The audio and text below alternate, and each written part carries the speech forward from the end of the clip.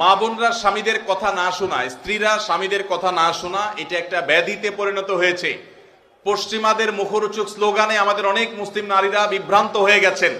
মনে রাখবেন, কোন নারী যত রকম ইবাদত বন্দেগী করুক, তিনি যদি স্বামীর সাথে সবসময় আড়াআড়ি করা, স্বামীকে ইগনোর করা, তাকে অমান্য করার মানসিকতা তার মধ্যে তৈরি হয়, তাহলে তিনি কখনো নেককার মুসলিম নারী হতে পারেন না।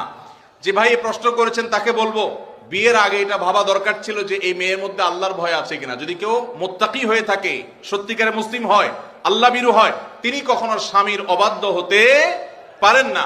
কোনো বিষয় নিয়ে মনোমালিন্য হতে পারে, মতভিন্ন হতে পারে, কিন্তু তাই বলে অবাধ্য হওয়া যেটা বলে সেটা হতে পারে না। এখন এই বোনকে আপনি মোটিভেশন দেন, তাকে ভালো মুসলমান বানাবার চেষ্টা করেন। আপনার কথা শোনানোর চাইতে তাকে আল্লাহর আনুগত্য করেন, আল্লাহর আনুগত্যে আনেন। আল্লাহর আনুগত্যে আসলে সে স্বামীর কথা এমনি শুনবে ইনশাআল্লাহ। ভাই, অনেক কমবক্ত বাপ মা আছে, হতভাগা বাপ মা আছে, কপাল পোড়া।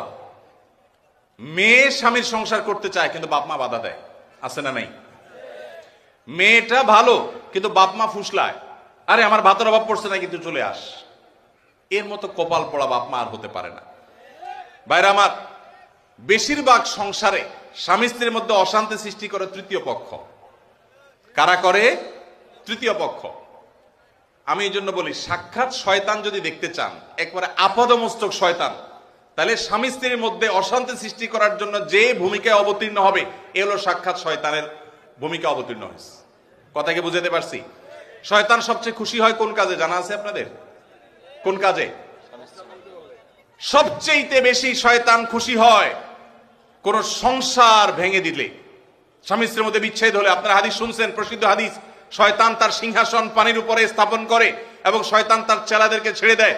চেলারা সারাদিন আকাম কুকাম করে, সারাদিন অপকর্মের পরে ফিরে এসে তাদের দলনেতাকে বলে, আমি একজনকে খুন করিয়েছি, একজনকে দিয়ে, আরেকজনকে দিয়ে একটা মিথ্যা বলিয়েছি, আরেকজনকে দিয়ে মাদকাসক্ত করিয়েছি, আরেকজনকে দিয়ে অমুক জেনা করিয়েছি।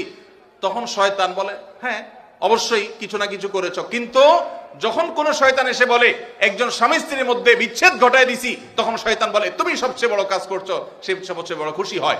যে সমস্ত পুরুষেরা মহিলাদেরকে অথবা পুরুষদেরকে উস্কায়, দেখবেন যে অনেক মহিলাকে যায় অনেকে বলে, ভাবি আপনার মতো মানুষের সাথে ভাই রাগ করে কেমনে? মানে আপনার মতো এত ভালো, এত ভদ্র, এত রূপবতী মানুষটার সাথে রাগ করে যে কেমনে? এত পাষাণ সে কিভাবে হয়? বুঝবেন যে এই লোক হলো সাক্ষাৎ ইবলিস। আবার একই কথা ওই পুরুষ লোকটাকে যদি বলে যে ভাই আপনি তো রাজপুত্র, মাশাআল্লাহ, আপনার কপালে রাজ